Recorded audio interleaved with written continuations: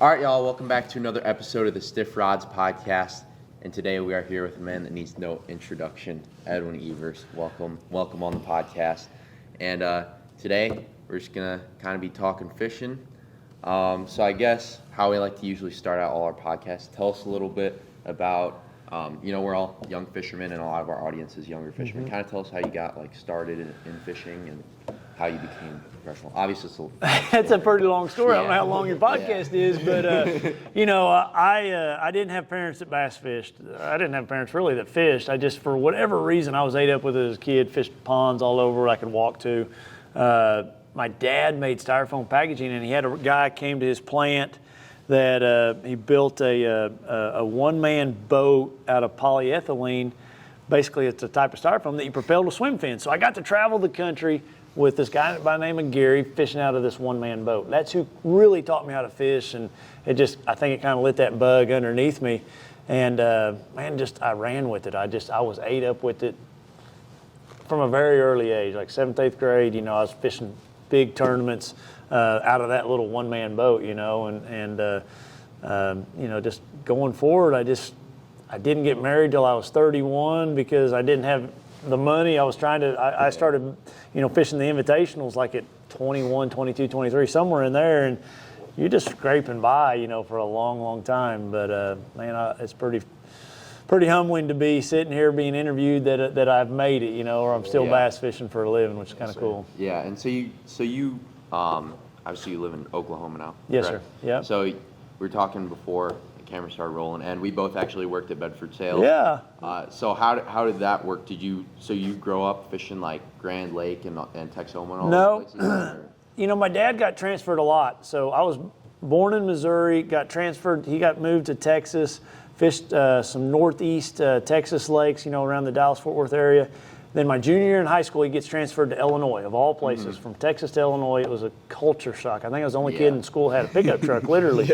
And it snowed in the second football game in September. I mean, it's just not even supposed to snow in Texas ever. But anyway, fast forward, I got a job with Sam, one of the best jobs I ever had. Still to this day, one of my best friends. Learned a lot. I got to go pick up Hank Parker at the airport. I got to go pick up Guido Hibden at the airport. And as a high school kid, that was like that's an idol sitting right there. And I'd get to drive him back from O'Hare back to the dealership, which was really cool. But then from there, I knew I wanted to bass fish. They didn't have college bass fishing, back when I was in school. But I also played a little bit of football. I had some different schools that offered me some scholarships. Well, one of them was next to Lake Texoma, Southeastern. I was never like a big D1 type football player. I had smaller schools. And so I went to Southeastern Oklahoma. I wanted to get back south and play a little football and fish, and it was a perfect fit. The lake was 12 miles from the campus. Dad had an aluminum boat at the time, bass tracker with a 40 horse on it, and Dad said I could take it to school if I kept an AB average. Probably the best thing he ever did for me because I kept just enough. Went to school just enough to keep the AB average and fished a whole bunch. Yes, sir. I promise you, I probably raised that lake a foot with the amount of brush piles I put in it while I was going to college. I put a lot of them. Yeah. Well, I think I want to get in later in your career, I think there's this common consensus that once you win a classic, you've made it, and the sponsors just come at you. You think that's true? Winning a classic's a big deal.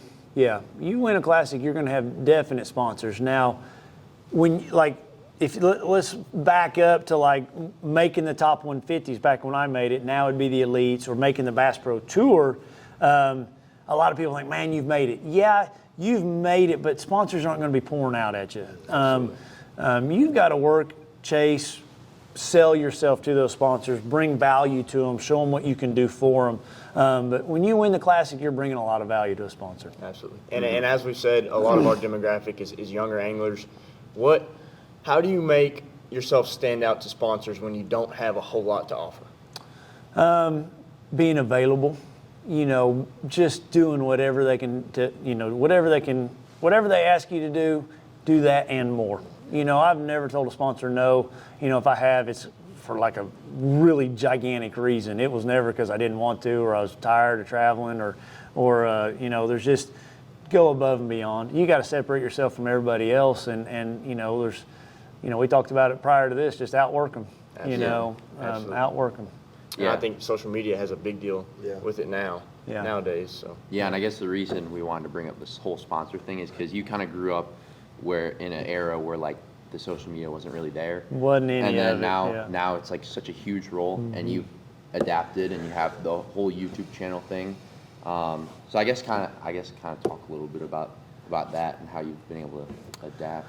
I was probably anti-social media just because when at the time, it was called Facebook or Rent a Friend, like there's a lot of different terms when it first started, it was just weird, I just felt like you post a picture of you eating dinner and you want people to like it. I just was kind of, but now I see the big picture. I did start to do it, and it's just one of the tools. One of the tools. I mean, now there's a lot more. Like you said, absolutely. started a YouTube channel a couple years ago, and I've never worked harder in my life in my 20-something year career as I have on YouTube. I mean, it's a lot of work, but it also brings value to sponsors, and it connects you with your fans. A big part of it is just having that connection with fans.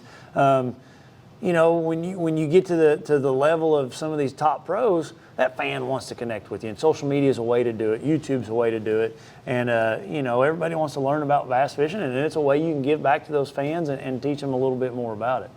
Yeah. Yep. Yeah. And then we talked a little bit. Speaking of YouTube, we talked a little bit in our meeting about the Google Earth thing. Yeah. That's some high quality stuff there on the YouTube Yeah. channel. How much do you really use that looking at tournaments ahead of time? I'll never have a tournament I don't look at it, and I'll look at it every night of practice. If it's just a tool. I mean, it's just one of those tools that you have to have. Absolutely.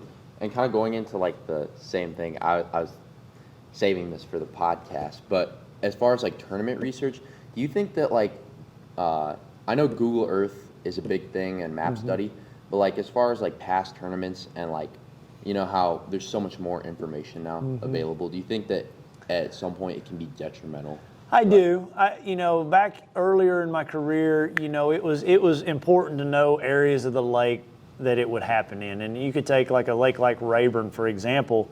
There's 5 or 6 areas that we all know about that it's going to happen in one of those areas. Early in my career, for somebody that's never been there, you just want to be in the right area. Now, with all the information out there, it can be a little overwhelming. And some of it could lead you down a rabbit hole too. So I also feel like, we talked about it a bunch tonight. I feel like you got to get on a body of water where you're comfortable. I mean, you have to go somewhere where you're comfortable doing what you know how to do. And I think that's probably more important than just having all that past experience. Now, with that said, it will give you an idea of, hey, a 12-pound stringer is good here.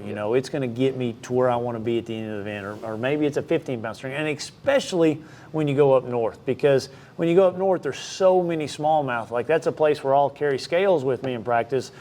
Yeah. And I want to know, is that a 4-pounder or is it really just a 3.5? Because there's a huge difference when you go to St. Clair. You can catch 3.5s all day long, and you're going to finish 100th place. Sorry. Yeah. You catch 4-pounders, then you got something. You got something that you can, like, that's what I need to have a decent tournament here. So, it also is, I guess, where you're going and what part of the country you're going to. When you go to those northern fisheries, there's a lot more fish, and the weight, what you need to do good is what you can learn from those past experiences. Yeah. Absolutely. And what's crazy is like, so I'm heavily considering fishing my first Toyota Series on Grand Lake this spring.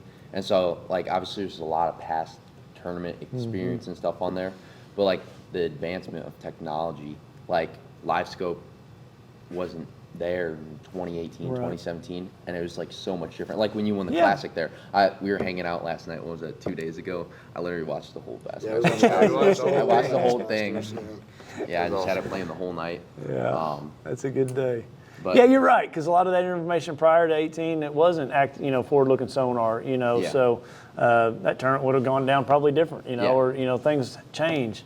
So you've got to be careful on what you're looking at. But again, the weight, lakes go through cycles, and you want to know at the end of the day what you're looking for. Is it a 3-pound average? Is it a 4-pounder? Do I need a 5-pounder? You need to know, and hopefully some of that past tournament results will tell you what kind of weight you need to catch to have a successful event. So you look more at like results than like actual patterns and Yes, stuff like that. and a lake like Grand, it can be different year to year to year.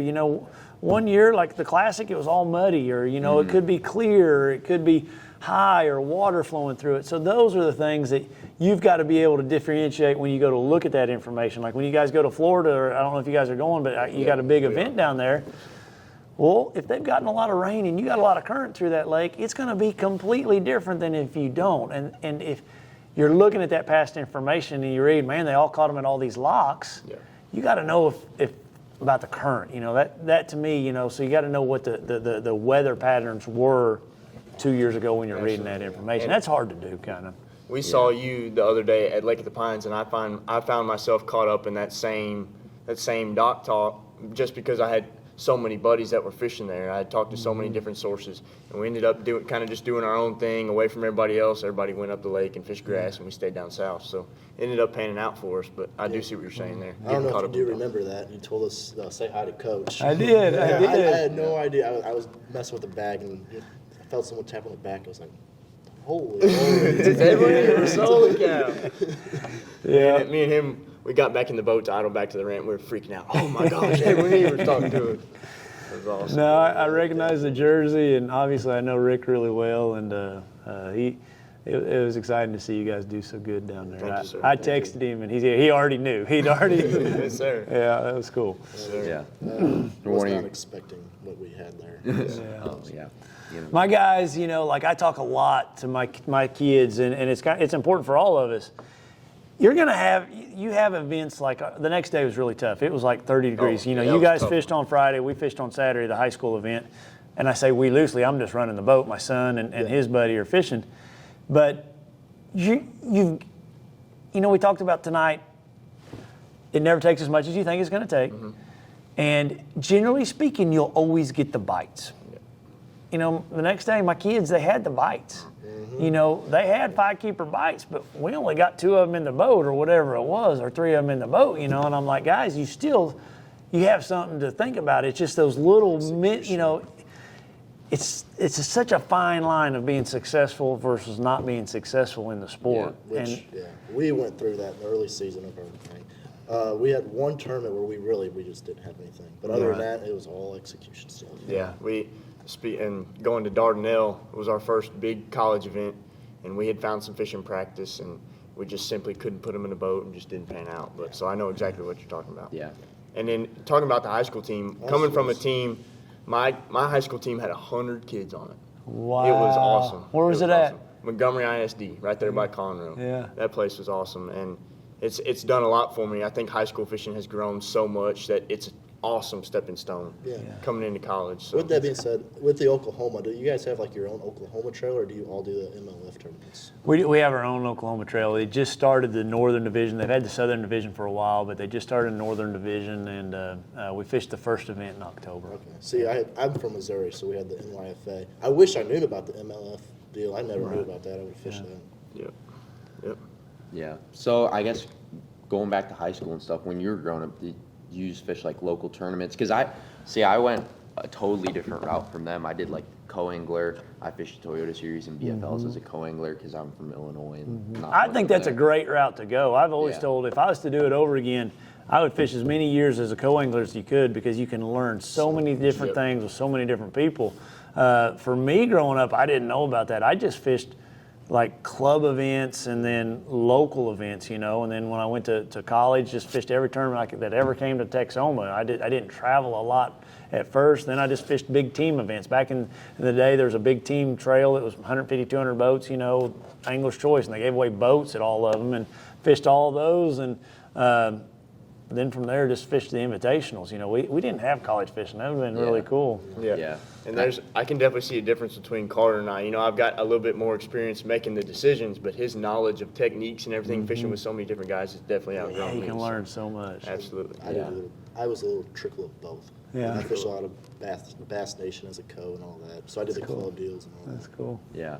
So kind of like just fishing around that region, do you think it was like detrimental to like not be able to go and travel to like Florida and North? Oh yeah, big Yeah. time. And so if you go into my career and you look at my first few years, like I just struggled. I wanted to be like a Denny Brower and never fish deeper than 5 feet and didn't own any spinning rods. I called them bad names and so I realized real quick that I'm not going to be here very long if I don't broaden my horizons. So I went and I spent a month in Florida, lived in my camper and tried to learn Florida. I spent a month at Toledo Bend living in my camper. I came up here to Table Rock and fished with Mike Webb for like 2 weeks, teaching me how to fish deep, or Tim Sonato or Matt Reed. He was my team partner, the East Texas guy. And I went and I lived or spent as much time with as many different ways and then I won a tournament on a spinning rod, and I never even would carry them before, or never even fished deep, Growing up on Texoma, if you fish deeper than 5 foot, you're fishing way too deep. I won a lot of boats there, in college. I won like a bunch, and didn't ever fish deeper than 5 foot, so I tried to apply that to the rest of the country and didn't always work. Didn't work. Yeah, that's crazy. Like fishing the Toyota Series the past 2 years, you see the guys like I fished the Northerns, Dakota Ebear, all the Kyle Hall, those guys literally live up there and they're on campgrounds. Tristan McCormick does it too. Yeah. Live on campgrounds for like 3 months up there. Yeah. I mean, it's just, I think it's part of it now. Yeah. Absolutely. Yeah. And it's coming from Rayburn and Conroe, I threw the spinning rod.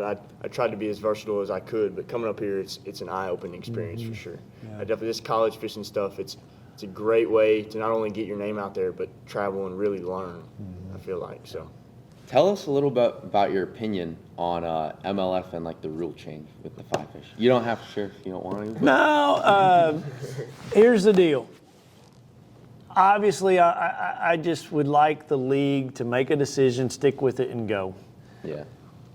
The backstory on it.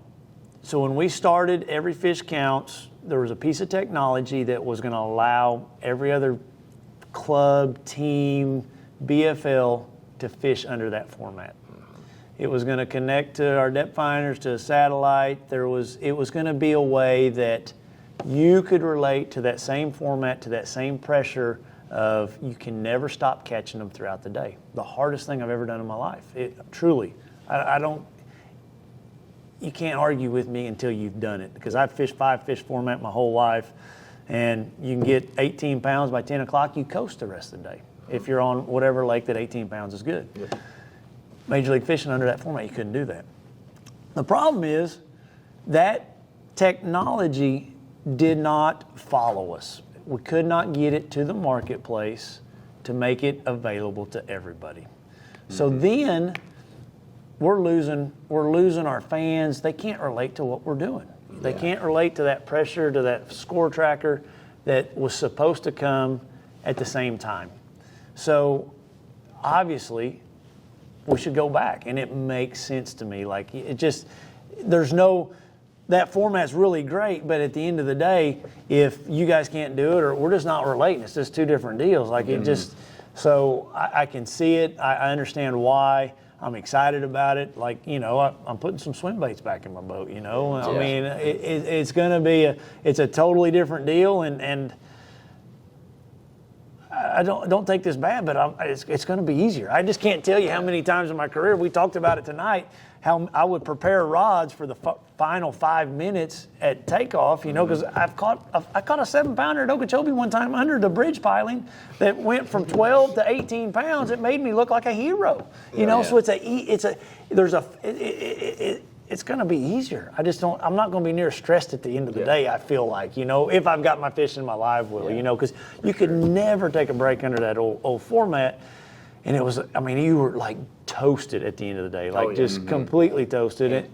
Me and my buddies fished one at Rayburn, and they had to cap it at 30 boats because we didn't have enough technology to fill the whole field. There were 150 boats. They filled up in 10 minutes. Yeah. And we got out there, and we caught them pretty good the first couple of hours, and we kind of slacked off, and I'm looking at my phone, score tracker update, score tracker. Oh my gosh, we just got lapped. So it wears you out like it does bad. It's just like, man, I can't catch them. But so with that said, it is what it is. I'm excited that we're going to have that connection back with all our hardcore fans that still fish a 5 fish format. So looking forward to the new challenge and the new year of doing it. So. Yeah. You think it helps you though, like being able to see, because I feel like you're able to just make those adjustments, especially now that you have the 5 fish. You're gonna be able to make that adjustment. Dude, what I've learned from it is there's so many more bass in the lake. Like Yeah. back when I was back under the 5 fish format. You weren't fishing for them like that. Well, I just would never stay there and just now under that 5 fish deal, I'm like, man, I'm gonna make 2 or 3 laps through here because there's a lot more fish here than I thought there was. Yeah. Because it was all I had. And so I just keep making laps. I just keep catching them, Well, and then you still catch good ones, as the day went on, and so it taught me that there's a lot more fish there than I ever thought there was. Yeah. And Sure. I think we saw a couple of the big names coming from the switch in the industry, from the elites to the BPT. I think we saw a couple of them kind of disappear and fall back a little bit. You think they'll come back? I don't know. I don't know. I think a lot of it has to do with sponsors pulling people certain ways, and it'll see what happens. I don't know.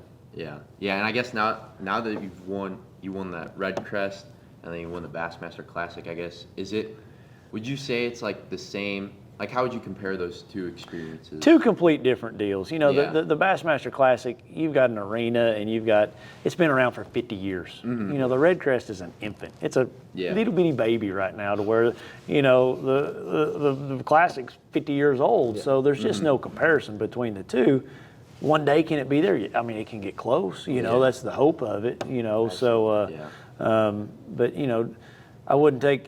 With the TV coverage and all that happened with the Red Crest and catching all those fish, people, every time I do a seminar anywhere I go, they always bring up catching how many 20-something fish in a row and just sitting there catching them and catching them and catching them. And you look on YouTube, how many views that thing's got, it's crazy. So there's both formats. They both capture the audience, and that's what it's about at the end of the day. Yeah. And I love that it just takes MLF just takes the whole. It's like you're just focused on fish. You don't have to focus on when you're coming back for a weigh-in. You don't have to focus on taking care of your fish. It takes a lot. We talked about tonight. I talked about to you guys taking variables out of the equation. That's one thing about the MLF side of things. There are variables that are going to happen to you guys that you can't control. Yep. And it could be getting bad gas at a gas station, getting water in your tank. That's something completely out of your control, but it can ruin your year. Yeah, absolutely. It can ruin angler of the year. It can ruin, if it happens at the Classic, you could not catch them that day because you can't get out on the water. So I do love that aspect of Major League Fishing because, we don't have to be somewhere at a certain time at a weigh-in, or we don't have to take off, like we have a 30-minute ride around. Yeah. Well, I'm going to know, if I have a problem or an issue with my boat, I don't have to bust my butt to make it back to the weigh-in, spin a hub and not make it. So those things are, it's all about fishing, like who's the best fisherman. Yep, absolutely. Yeah. And do you use that 30-minute ride around? Like, say you have some fish offshore, would you use that 30-minute idle around to maybe go grab over them and then? It depends on if I think somebody else is going to be on them. Yeah. If I'm trying to get to the spot and I'm competing to get to that spot, no, I'm going straight to it. But if I've got a couple little hidey holes and I want to expand on as much as I can. Yeah. And that's something really interesting that I heard in the meeting that you're talking about that nobody ever really talks about is like when you won the Classic. I'm not sure if it was like that at Red Crest, but kind of like managing the boats that are following you during the tournament. Yeah. And I know Lee Livesey on Fort, that was a big deal for him. Like, how do you kind of, at those super high level tournaments? You're all the time thinking about what direction the wind's going to take them. Like when you pull in there, I'm thinking, well, man, the wind's coming from this way to this way. I better fish this side first because all the boats are going to be on this side when I get around to this side. If I start on this side, they're all going to be against this bank, and that bank's going to be toast. I mean, it just, it is because they're all going to be drifted up against it. So you think about like also running into a pocket like, man, there's a lay down here at the front that I really like to fish, but I want to get these in the back. You better stop and fish the one in the front because it's going to be muddy by everybody following you to the back and then trying to fish it on your way out. You think about what the effects of the boats are going to have on the pocket or the body of the water you're fishing. Yeah, I just remember when we were watching that Classic, like the drone footage. Yeah. Crystal clear water. Is Grand usually like that up there in that river? That river's always clear, unless the Really? wind blows. Yeah. Wind blows, they catch big ones. Yeah, we see that now. Yep. Reminds me Des Plaines River. I don't know if you fish it. I don't know if you I fish know it exactly what you're talking about. Yeah, I never Yeah. did get fishing, but yeah. We had that one classic at Chicago, and I ran like 2.5 hours all the way down to that rock quarry there in Morris. You used to be able to get in it. The rock quarry. Oh my God. I ran all the way to it. That's like how It's many forever. How many laps you have Like to go 3 through or to get 4. there? Holy I made it crap. one day out of the 3. The other 2 days I I was think late. I've heard of this before. You did pretty good there, too, didn't you? Me and George Cochran ran in there. The first day I did okay. I was in the top 10, and then the next 2 days I was late. You know. Yeah. That's crazy because that. I caught a that- couple 6-pounders there in Really? practice. Yeah, like I thought I was going to win the classic. It was my Yeah. very first classic ever. I was 21, 22 years old, and I was like, man, I could win this thing if I can get Yeah. it. I had like 2 hours total fishing time in there. Yeah, that was an interesting classic because I remember reading an article of like people fishing in Chicago actually, Oh, it's and like crazy. little kids were throwing rocks at their boat. Got gunshot. Timmy Horton got shot at. Yeah. Yeah, got shot at. No joke. I'm not telling you, it's no joke. And we don't want to talk about the things you might catch on your lure that when you pull out of the water. It was just straight sewage. Crime scene. Yeah. It was bad. It was bad. That's crazy because that section of the river, that pool, is like kind of where I cut my teeth on. Yeah. And there in Braidwood, and like that on all the local tournaments, that little canal that you have to get in there, that's like one of the best. I mean, I don't care because I don't fish there hardly anymore. But that quarry is off limits all the time. Yeah. But I think I remember hearing that story actually. Yeah, it was hard to get into too. That's awesome. The old Des Plaines River, Yeah. man. That's awesome. Well, you got anything else you want to ask? I think that about wraps it up. All right. Yeah. Well, we appreciate you coming on. Thank you guys for Absolutely. having me on. Thank you for your time. Yep. So, Appreciate it a bunch. Wish you all the best this year. Yeah. Thank you, Thank sir. you. All right. Thank you.